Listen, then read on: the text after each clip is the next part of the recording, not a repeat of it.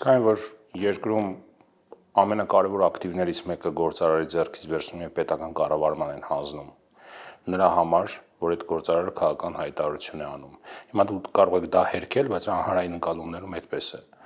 Դա չի ազդում ներդրումների վրա, տնտեսական կլիմայի վրա երկրի։ Տեսեք, եթե ընկալումը այնպիսին լինի,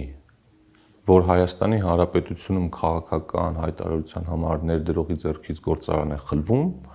եթե ընկալումը այդպիսին լինի, դա կազդի, բայց արդյոք ընկալումը այդպիսին է, ու արդյոք այդ միջազգային օտարերկրյա ներդրողները, առավել եւս ինստիտուցիոնալ լուրջ ներդրողները, իրենք չգիտեն իրականում Հայաստանում ինչ է կատարվում, ով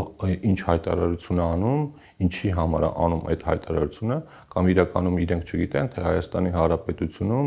որոշ խոշոր գործարարներ իրենց ձեռքի տակ եղած հնարավորությունները ոնց կարող են քաղաքական նպատակներով, լավագույն դեպքում եմ ասում քաղաքական նպատակներով,